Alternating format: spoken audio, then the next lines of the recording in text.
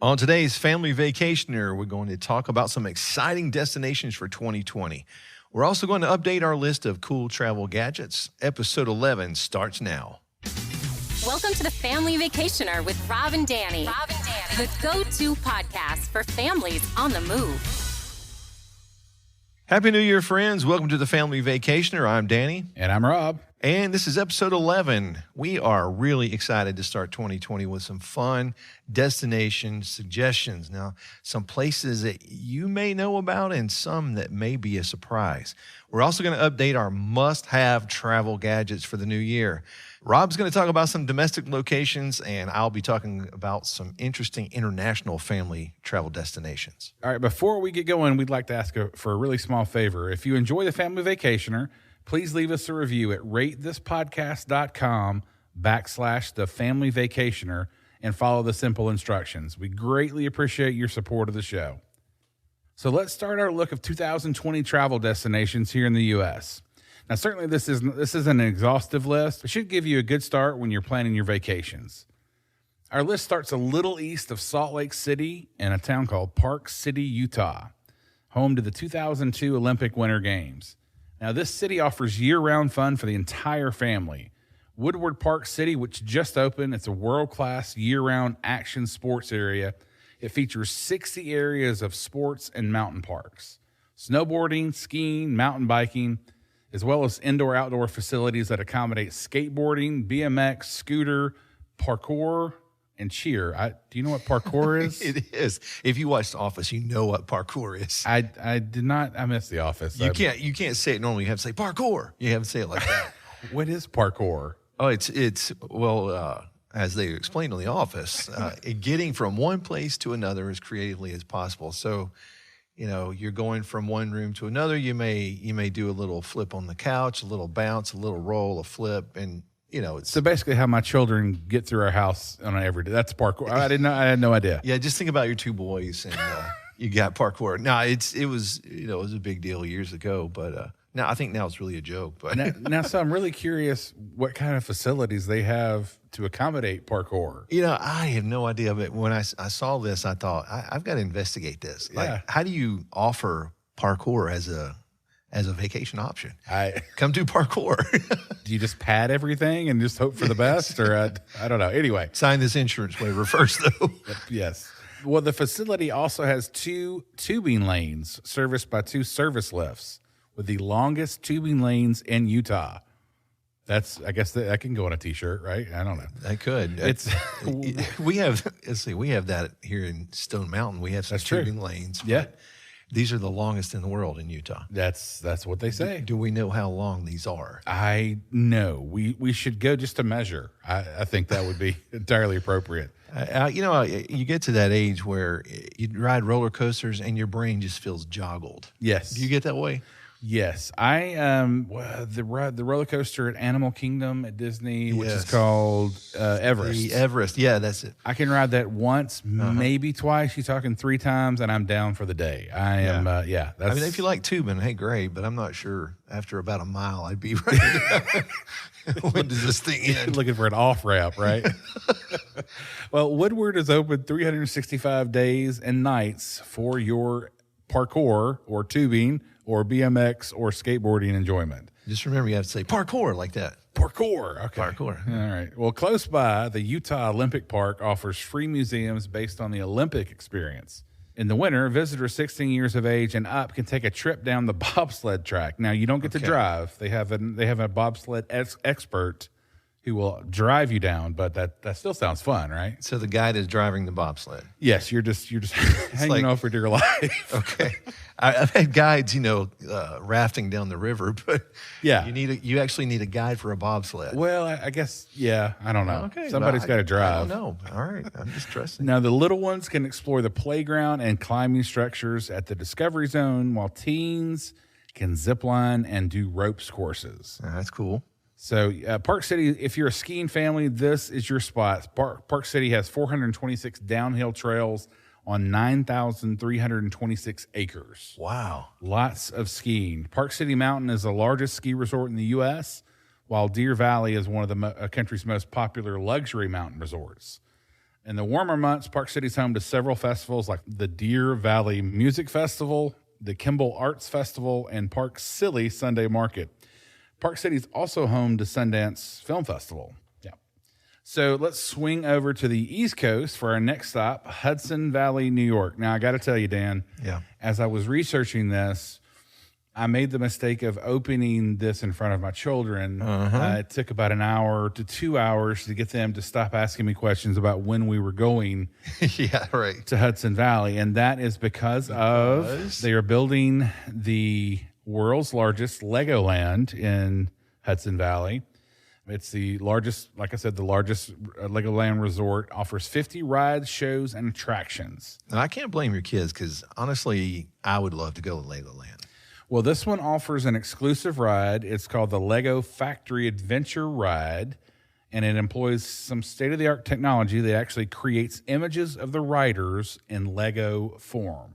Oh, that's cool. So you get to become a Lego. I got to tell my nephews about this. They love Legos. Yes, it opens July 4th. I'm actually getting ahead of myself in the script, but it opens July 4th, 2020. Now, beyond all the glory of Legoland, Hudson Valley is basically a 10-county area, and it's home to the Trailside Museum and Zoo. In Hillsdale, New York, which is part of the Hudson Valley area, the Catamount Adventure Park is an aerial forest adventure that features 12 courses, including 2,000 zip line courses. All right, how are you on zip lines? I am overweighted for those. Well, how do you do with heights now? I don't do well with heights. I am, the older that I've gotten and the larger that I've gotten, I realize gravity has a very distinct hold on me, and I don't really like to be in situations where, I could come falling down like a very heavy rock. So I would have to leave that to others. But Orange County in the Hudson Valley area is home to West Point and the United States Marine Academy. All right. Which has a pretty amazing museum on campus. I've actually been to that one. Danny, you are a Marine. Yeah. Have you been to that museum? No, I haven't been to this one. I've been to the Marine Corps Museum, outside D.C. It's amazing. It's really cool. This one's cool. West Point it's just for the nostalgia, just for the history of it. It's very cool. So if you're taking a family trip in that area, that would be well worth a stop. But that's just a small sample of the Hudson Valley, New York area. There's plenty to offer families for a vacation in that area. So we're going to swing it back to the West Coast. I feel like we're getting whiplash here a little bit. We're going East Coast, West Coast. But we're going to go to beautiful Catalina Island, California. Have you ever been there, Dan? No. It is absolutely gorgeous. This, again, caters to your outdoor families and harbors some of the most idyllic scenery in the world. This gem's an hour boat ride from the Southern California shore, presents opportunities to hike, bike, and camp with one-of-a-kind views of the coastline at the new Trailhead site that they've developed.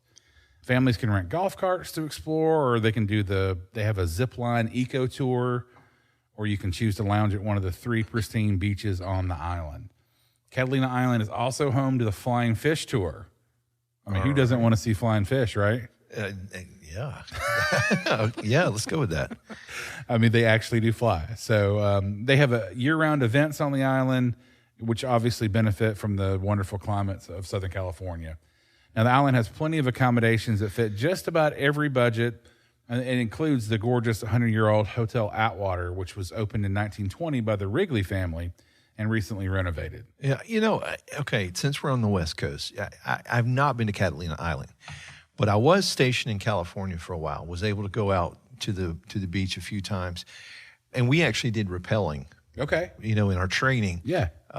In the Marines, down into the Pacific, to a beach. And the scenery's phenomenal. Yeah. It really is. And I'll be in California in a couple of months. And that's one of the things I'm going to do is just go out. Because, if with airfare being what it is and the airlines competing to give those good rates, this is a very feasible trip. Sure. And the scenery is incredible. Well, and I'll tell you, I was having to drive from San Francisco to, I think we were going to L.A., and so our big idea was we were going to take the 101 all the way down. Yeah, all right. I don't know if you've been on the 101. So it is right on the cliff, it felt like, with no guardrails. Yeah. And I think everyone else on the West Coast had that same idea. Yeah. And so after about, I think it was an hour and a half, and we had maybe gone 20 miles, we're like, okay, this is beautiful. We're headed to the interstate. Exactly. So, and I didn't put this, since we're in California, I didn't put this city on the list, but San Diego, is a wonderful stop. If for no other reason, especially with kids, the San Diego Zoo. Yeah. The San Diego Zoo is unlike any other zoo I have ever been to. Because we thought, okay, we're going to give it 6 hours, and then we're going to go do some other stuff. We didn't see half of it in 6 hours, and I think they've opened like a completely different part of the park since then. So San Diego is definitely, and the beaches, the Gaslamp District downtown, just gorgeous. So take a couple of days, set a couple of days aside for the zoo then. Yes, and I will also, this is not on the list either, but we were coming from, I think when we hit back the interstate, we wound up going, it was close to Bakersfield. See, I'm going off script. This is why you don't never go script. But we ran into the Jelly Belly factory. Oh, wow. It was awesome. There was a tour. You got to sample all the crazy, jelly beans. And they do have some crazy flavors now. They do. And they have, the tour was awesome. I think the tour took maybe 45 minutes, but you actually get to watch them make all the different flavors and what goes into all that. And then at the end, you get to sample jelly bean. You get to come out with a little care package, and it was yummy. So they've gotten pretty brutal with those. Yes. There's that game where you don't know what you're going to get. Oh my gosh. My favorite Jelly Belly is buttered popcorn. But I like it. My wife hates it, but I love it. I think that is one of the best flavors. Yes. You slip somebody a vomit flavor, that's just mean. Funny, but mean. My kids played that game right in front of me, and they're sitting there gagging, and I'm about to throw up because. I mean, what are the flavors? Was booger? I mean, what flavors? I don't even want to get into that. I sidetracked, man. I'm sorry. No, that's fine. But we are going to stay with the sweetness because we're going to the sweetest place on earth now, Hershey, Pennsylvania. Yes. Home to the Hershey Chocolate Company and one of my favorite vices in the world, Reese's Peanut Butter Cups. You got that right. That is good stuff. Hershey Park was originally created as a leisure grounds for the employees of the chocolate factory, and it's now a major theme park. Area also is host an arena and a sports facility that include a minor league baseball team. Now, new in 2020 will be a $150 million addition called Hershey's Chocolate Town. Whoa. Yeah. This new area will host the park's largest theme restaurant, an ice cream parlor with, get this, personal ice creamologist. Creamologist. Yeah, I got to get some more information on that. And then Candemonium, the tallest, fastest, longest roller coaster in the park. And yes, there are many places in the park to sample this wonderful chocolate. You can even create your own candy bar. Yeah. Oh, mine would have, it just ended up being a Reese's. That's true. Yeah, mine too. Zoo America gives visitors the opportunity to see animals and plants that are native to North America. And they have a children's garden with Hershey Kiss-shaped water misters, as well as a butterfly atrium. Water mister? Yeah, you're hot during the summer. The water, the cool zones. Yeah. Well, that's cool. Yeah. Well, I've seen those. Okay. Yeah. So Hotel Hershey is a great place to stay. It's an official resort in the park. It's a AAA 4-diamond resort. The hotel has 276 rooms, including 48 cottages. The rooms here fill up quick, so definitely make plans as early as possible. There really is something special about Hershey. I love all the nostalgia, but it's a modern resort, a modern theme park, and it smells awesome. Oh, I'll bet. It is definitely some place to go. Again, I'm sidetracking, but Reese's is my favorite candy, and word got out to my students. And so at Christmas, guess what I got? I saw your haul. I don't see any that you brought with you. They're gone. I'm telling you, man, I lost all this weight over the summer. Forget it. I gained it back. Yeah. These kids are brutal. I got to tell you, it's worth it. Reese's. I mean, if you're gonna be fluffy, Reese's is the way to get there. That's definitely the way to go. All right, so we're going to end up the domestic swing here in one of my favorite cities in the world and a former home of mine, Nashville, Tennessee. Yeah. So Music City has somehow become the bachelorette capital of the U.S. I'm not really sure how that happened. Yeah, I've seen that. It's unbelievable. You've got, these women on these, they're like bars on wheels where they have to pedal. Yeah, what do you call it? I've tried to explain it. Like, is it a cart? What is it? It's a rolling bar. It looks like a bunch of bad decisions going on at one time. That's what it looks like. I don't know. But and they have trucks, too. You have the whole back of a truck just to party. Yeah, that Music that blasting. also seems like a bad idea. But but going past this recent phenomenon, the town is an entertaining family destination as well. So downtown Nashville is chock full of restaurants and good times, including Laser Quest, which is a 3-story laser tag center where I have personally been there and had a good time. Now, just don't be that person that holds up in the corner for the entire game, or the adult that follows the child, zapping the child to get a high. No. I've seen it. You just don't want to be that guy. You don't want to just follow somebody and shoot them. But I'm going to confess something, though. Yeah, here we go. I'm sorry. But when, my daughters were younger, we played laser tag. Oh, no. So put together laser tag with Marine. Oh, And my instant, reaction was, all right, Zoe, you take this. You get the flake. You take this flank. And there's nobody behind us. And every time anybody popped out, we're just zapping them. that's awesome.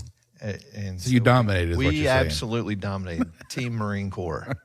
I was that dad. I'm sorry. There's nothing wrong with that. All right. The Country Music Hall of Fame in Nashville, it's an interesting look at music in the southern United States. It's worth a look even if you're not a country music fan. I'm not a huge country music fan, but there's so much in that museum that's worth looking at, especially if you just love music in general. It's a good place to go. Yeah, it's incredible. So if you do go, make sure you stop by Hatch Showprint, one of my favorite little shops in Nashville, for a retro cool letterpress souvenir. They do the old show, like I'm trying to say banner, but like Poster kind of thing? poster. Oh, Thank yeah, there you go. There you The go. word poster was just not in my brain at that all moment. good. But I got my dad like a vintage Elvis 1965 Yeah. poster. That really cool stuff there. So make sure you give them a look.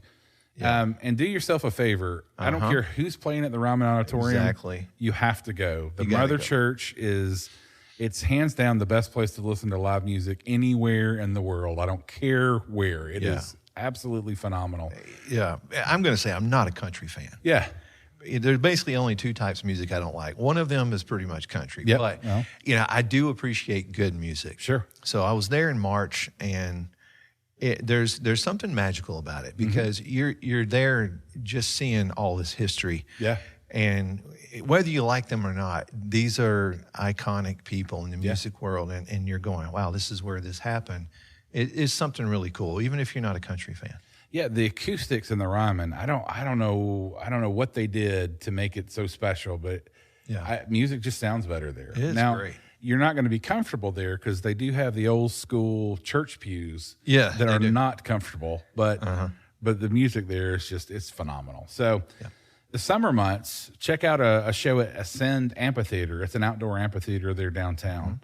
And downtown Nashville obviously hosts many events throughout the year. Yeah. Whatever fanfare is called now, I can't remember what it's called now. Where they have all the country artists where you can come in, and they have parties and music, and that's definitely worth a look. Obviously, the Titans NFL team and the NHL Predators play there. Yeah. MLS Nashville is opening play, I think, this season. And if traffic is cooperative, a mere 15 minutes away gets you access to Gaylord Opryland Hotel. Yeah. This is a mammoth hotel, and it's something to see all by itself. The kids will love the recently opened indoor water park. It's called Soundwaves, already considered one of the 12 best indoor water parks in the country. So in that area, the Grand Ole Opry is there as well. Used to be started at the Ryman, now it moved out to the Grand Ole Opry, where it is now by the Opryland Hotel. And the big mall and everything is there too. And that's a cool experience. Opry too. Mills, yep. I really enjoyed going to the Opry. Yep. So actually, when I was there, I actually worked for Country Music Television for a while, which used to be part of the whole Gaylord Opryland conglomerate.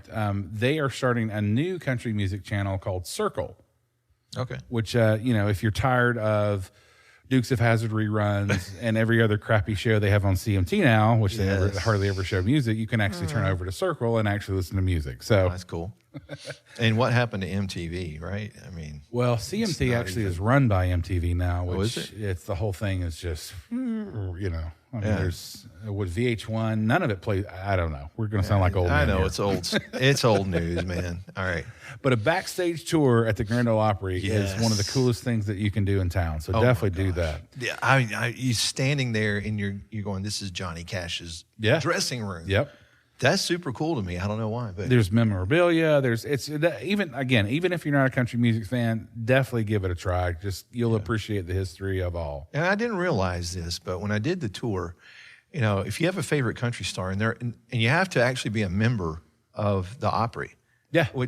So I learned that you can actually write letters to the Opry addressed to those stars because they all have their own mailboxes there. That's cool. Yeah, it's pretty cool. So it's kind of a way to, get in touch with your favorite artist that's a member. Yep. Well, a shameless plug, Nashville's also home to the most amazing college experience in the world, Yeah. known as Belmont University. It's right at the end of Music Row.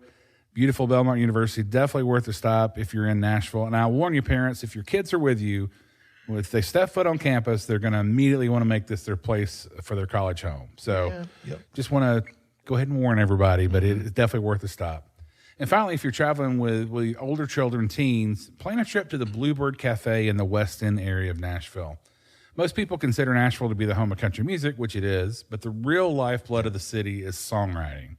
Some of the most incredible songwriters on the planet call Nashville home, and many of them perform at the Bluebird Cafe. So here you'll hear the stories behind the songs by the people that actually wrote them. Yeah. I'm going to throw one in here, Rob. Okay. You really, if you're in Nashville, you need to go to RCA Studio. Yes.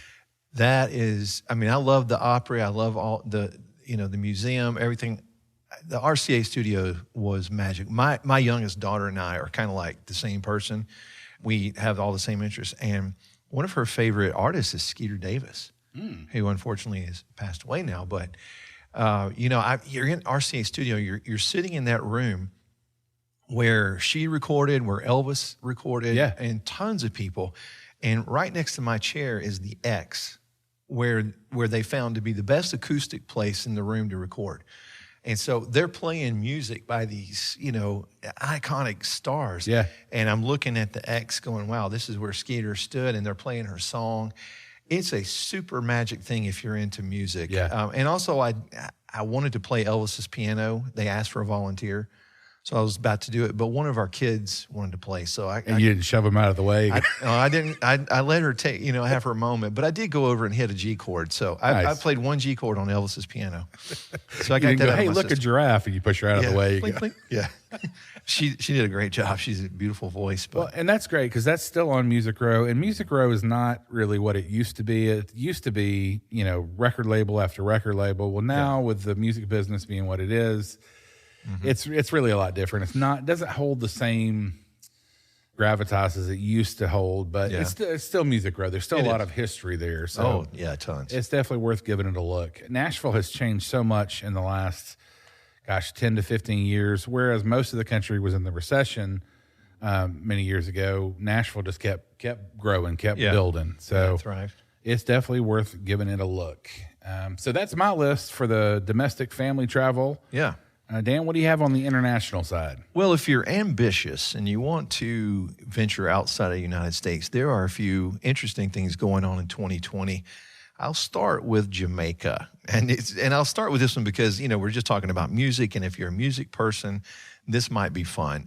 Jamaica and Negril, they mark Bob Marley's his birthday every year. But this year is his 75th birthday. Nice. Yeah, and so they have all kinds of celebrations planned. His birthday is actually February the 6th. But there's a big birthday bash, and it's going to be from February 1st to the 6th. And it's on One Love Drive. And Of course. Come on. I feel like I should be playing Barry White when I say One Love Drive. Anyway, it's but they have some really cool things going, like drumming. Okay, and I'm going to read this. Junkanoo dancers. I'm assuming that's just some sort of ethnic Sounds like it could be. I didn't Sure. really research what is a Junkanoo dancer. We need to look at that. Yeah, it sounds cool. A lot of great Jamaican food, and they're going to have a lot of performances, obviously reggae. But some of those acts are actually Bob Marley's kids. Ziggy, nice. Damien, who is nicknamed Junior Gong. So you can go see Ziggy and Junior Gong. I don't know why it has that nickname, but we'll run with it. And it'll also be, if this is your thing, a competition for the best Bob Marley impersonation. That just sounds fun. I'm not a huge reggae fan, but that just sounds fun. Yeah, of course you're going to get the beach, and you're going to get all the normal things you get in Jamaica. So that might be a cool. And I don't think, and you may know this better as a travel agent extraordinaire, but I don't know that trip would be enormously expensive. I will tell you, I had to look for some clients for Jamaica not too long ago, and there are some really affordable options in Jamaica, including a Holiday Inn, which is an all-inclusive. The price, I actually had to call the hotel and double-check the price, because I'm like, there's no way that can't be an all-inclusive. Yeah. And I called that, and they're like, yeah, man. Yeah. So, yeah, there are definitely some affordable options for Jamaica. Yeah, so that's a really cool 2020 option. Of course, that's coming soon, so check into that now. I'm going to move over to the other side to Japan. Now, that's a big thing because they'll be hosting the 2020 Summer Olympics. This is going to be from July 24th to August 9th in Tokyo. Now, you may or may not know that they hosted in '64 as well. And I did not know. Yeah. Well, here's the thing that a lot of people don't understand, because it's been so long, is that when they hosted in '64, a lot of people really saw this as a radical transformation to that country, because they were just doing everything they could to renovate and get everything the way it should be for those games. So they'll be using a lot of those same venues again, but even some new stuff as well. Now, according to some organizers of the event, I read this quote that this will be the most innovative ever organized and will rest on 3 fundamental principles to transform the world. Those principles are striving for and achieving your personal best. Also, the second one is accepting one another. They call that unity and diversity. And their third one is passing on a legacy for the future, which they call connecting tomorrow. So this is their theme that they're keeping in mind as they're doing all the preparations. You're going to see, there were some reform groups advocating for some changes in the games to the committee, and the committee's really tried to keep those in mind as they're planning this event. And so they're going to use some of the same venues built for the '64 games. Classic is the Nippon Budokan. I mean, that's standard, and they'll be using that for the judo. Okay. There's also the Baji Koen Park that'll be used for the equestrian events. And they'll use the Yoyogi National Gymnasium for handball. Yoyogi. I'm sorry. Yoyogi. Hey, boo-boo. No. Sorry. Wow. Yeah, I didn't think about yogi, but I was more thinking that he when you say yo-yogi, he's kind of like yo-yogi. He's got to... Yeah, that's much better. We'll go with that. Okay. But yogi's cool. Now, the Tokyo National Stadium will also be used. This is supposed to be completely revamped and replaced by a new arena. This is also where the closing ceremonies are going to take place and the athletic competitions. Yeah, I think that's great, because a lot of countries really go into serious debt to put on the Olympics. But, just from the experience here in Atlanta, it's a worthwhile thing. Yeah. To go to an Olympics, just to be in the middle of all of that and see all the different cultures, and it's just worth it. And plus, this one, I think it's awesome that they're going to be playing Mario Kart in the Olympics.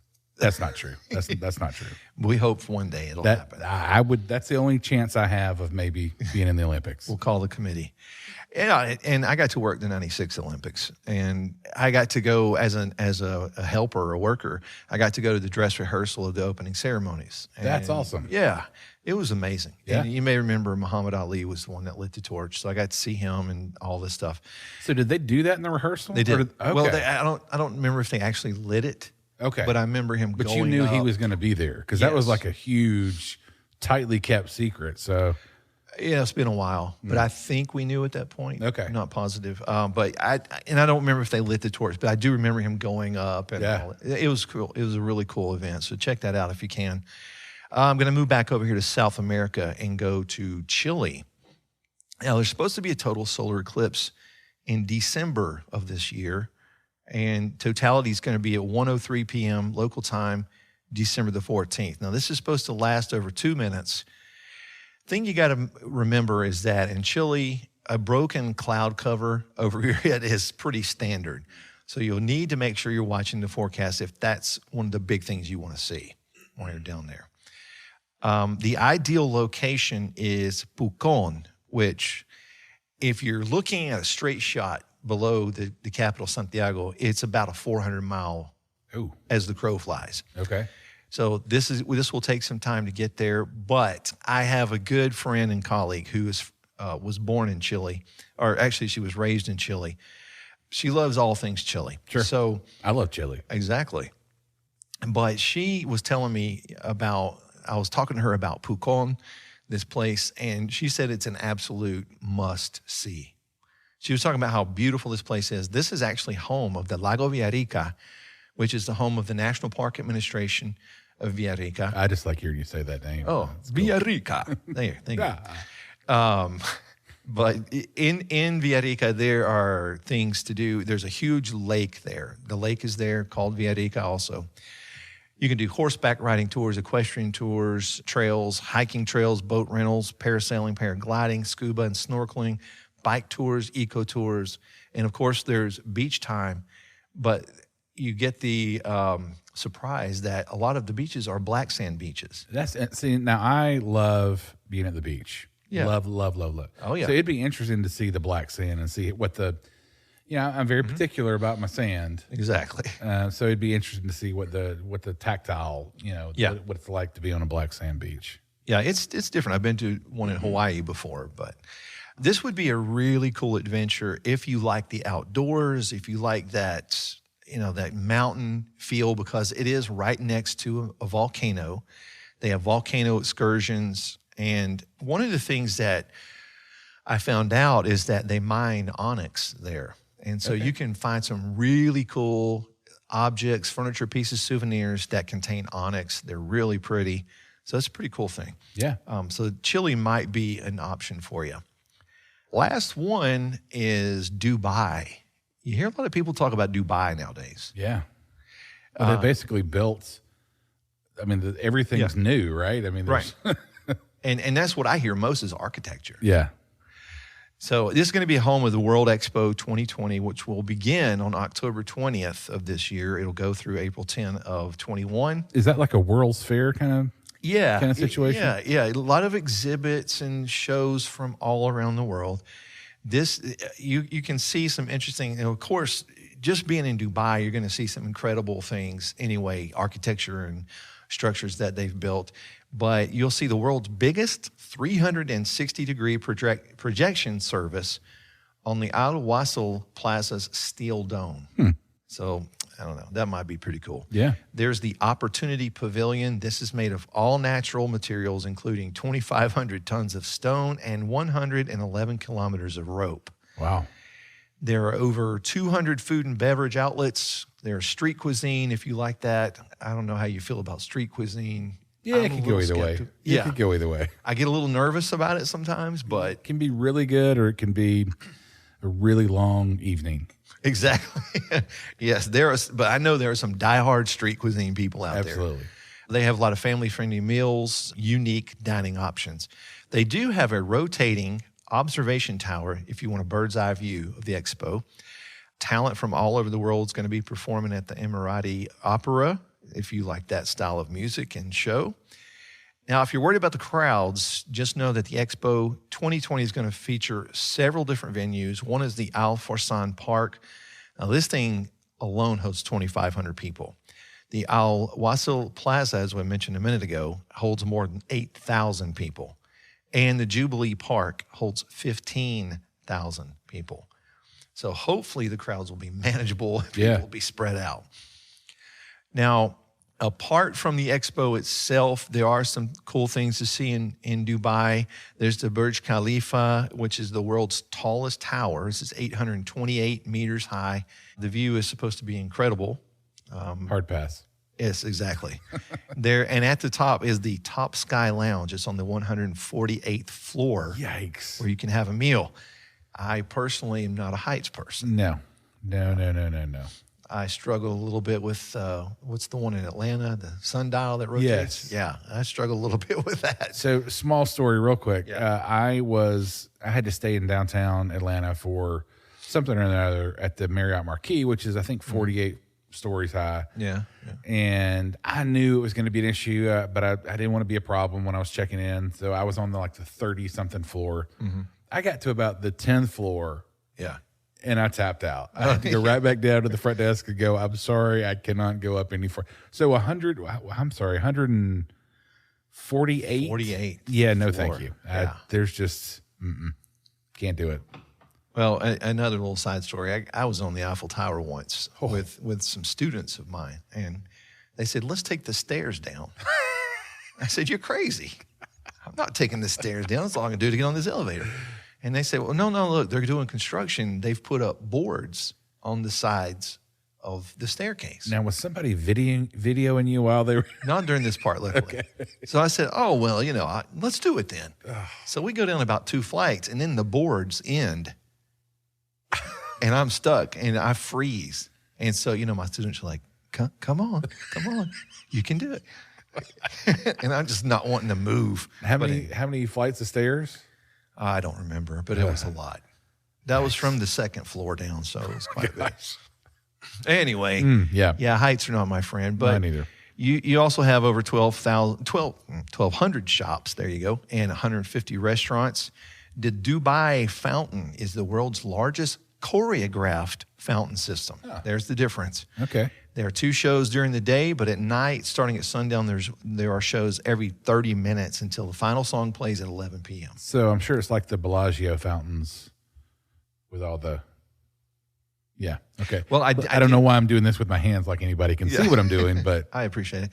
I did read that the water, spouts, whatever you call them, can go up to 100-something feet high. Wow. So now there is the Palm Jumeirah. This is one of the largest man-made islands in the world.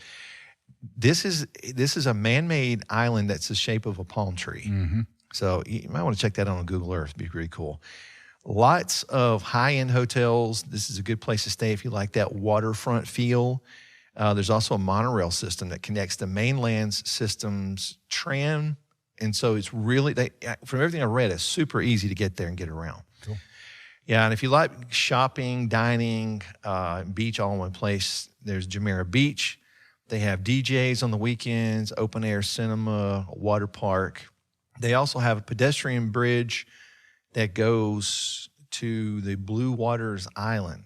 And this is home to the world's 2nd Caesar's Palace. Oh, I didn't know that. Yeah, and it's called the Caesar Palace Blue Waters, Dubai. They have the Cove Beach and lots of restaurant and lounges. And I think that's about the end of my world list for this. I know in Dubai, for the theme park junkie like me, I know that they're constantly building. I think there's a Ferrari theme park. Oh. There's all kinds of stuff going in Dubai. And I'm probably, as soon as we read this, they just built something else. So probably they're continually building. Yeah. So stay tuned for a word from our sponsor, The Language Tutor. When we get back, we're going to talk some travel gadgets for 2020. Stick with us. Hi friends, Danny Evans here, and I want to tell you about The Language Tutor, your one-stop YouTube channel for learning languages. You ever wanted to learn Spanish or French or know someone that wants to learn English? Well, you can find great lessons for language learning on our channel, The Language Tutor. Just simply go to YouTube and type in The Language Tutor, and you'll find our channel there. Make sure you subscribe to the channel and click that notification bell so that you'll never miss any of our great lessons that come in every single week. I hope to see you on The Language Tutor. All right, the beginning of the year is an excellent time to talk about travel gadgets to put on your list for 2020. Now just to be clear, Neither of us receive any compensation Nothing. for mentioning these items, or even if you decide to purchase them, we don't have anything to do with that. So all the items that we're going to mention are on our Family Vacationer Pinterest board. That's pinterest.com/thefamilyvacationer. So one thing that I'm suggesting to my clients is to put a digital copy of your travel documents and place it on a flash drive. Now, I'm not saying anything that has credit card information, but just your travel documents along with a hard copy. Yes. But use a flash drive that will go on your keychain. The flash drive that I have on our Pinterest board is 128 gig flash drive Jewel 80. Now, the other find that I have is something called a Smart Box. Now, I've discussed that I think it's vital to bring a battery charger with you wherever you go on your travels. The airlines are getting a little wonky about that for various reasons, but if you're a CPAP user like I am, any power outage means zero sleep. Right. I cannot sleep without my CPAP machine. And the battery backups that the CPAP companies will try to sell you are $300, $400. They're extremely expensive. Wow. But at a $109 price point, it's much cheaper to use the Smart Box. It's a great option if you're camping. You need to be able to power a CPAP or charge phones or whatever.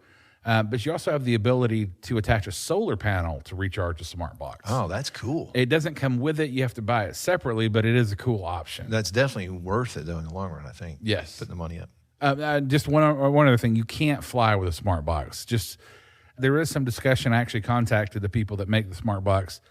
Conceivably, you can take it with you in your carry-on, but even that seemed a little iffy. So if you're flying, you may or may not be able to take it. I wouldn't risk it. Yeah. Just because you don't want to, $109, you don't want to leave that with TSA. Yeah, that's a big loss. Yep.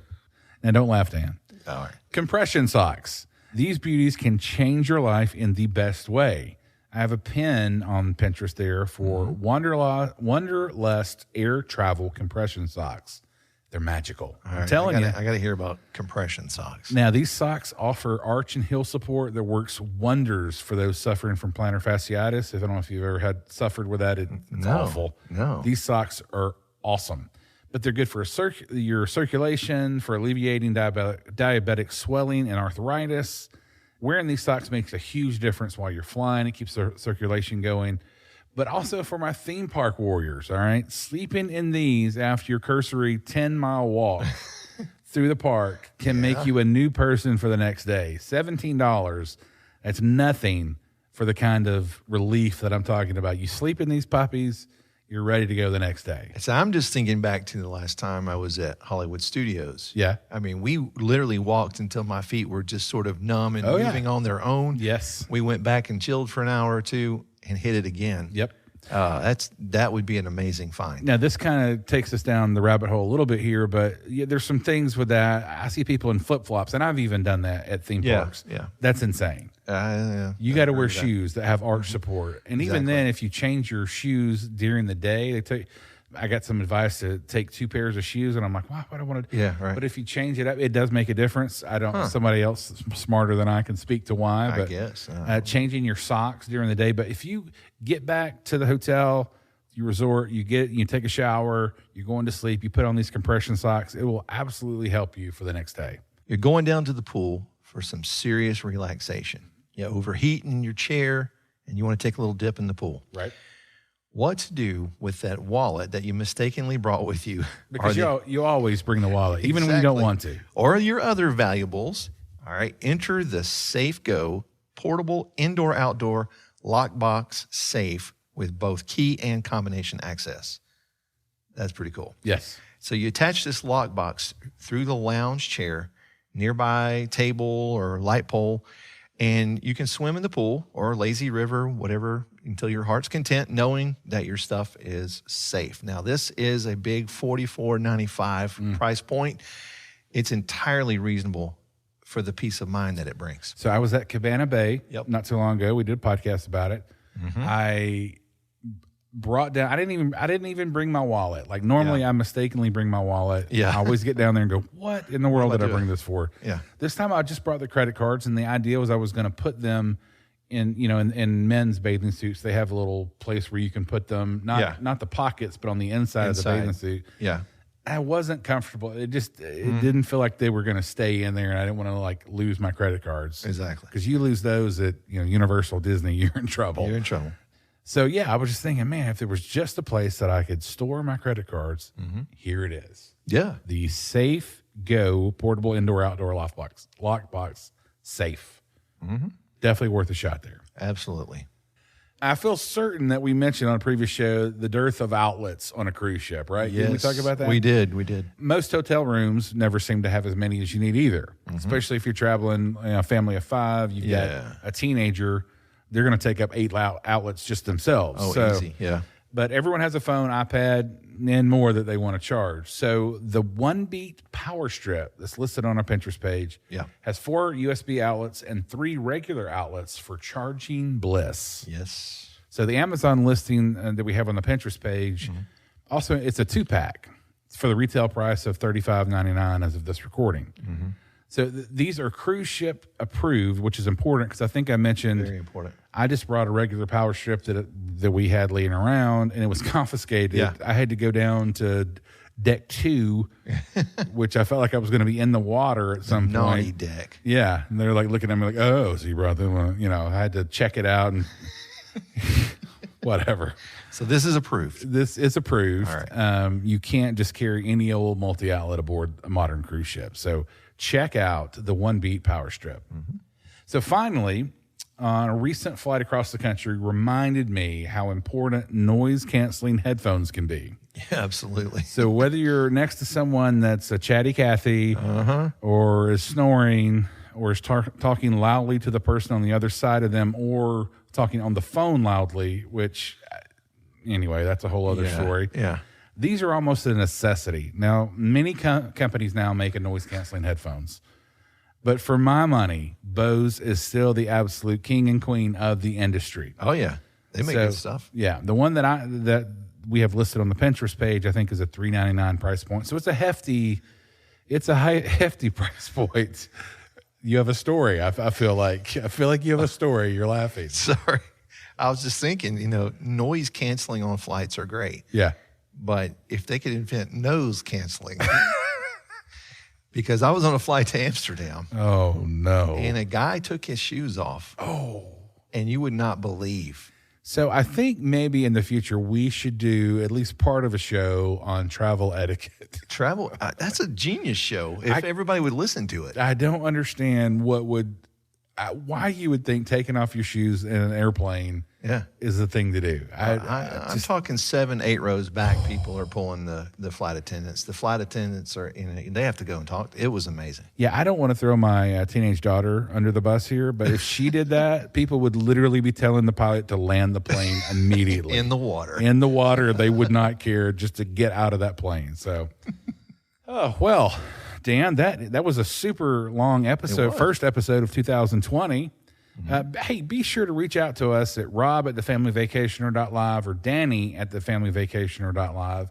Tell us what you think of the show. Good, bad, indifferent. Yeah, love to hear from you. If you have topics you'd like us to cover, just let us know. You can also interact with us on Instagram and Facebook. So join us in 2 weeks for Cruising 101. That should be a fun episode. Yep. All right, till next time. Thank you for listening to The Family Vacationer. Make sure and subscribe to hear more of Rob and Danny.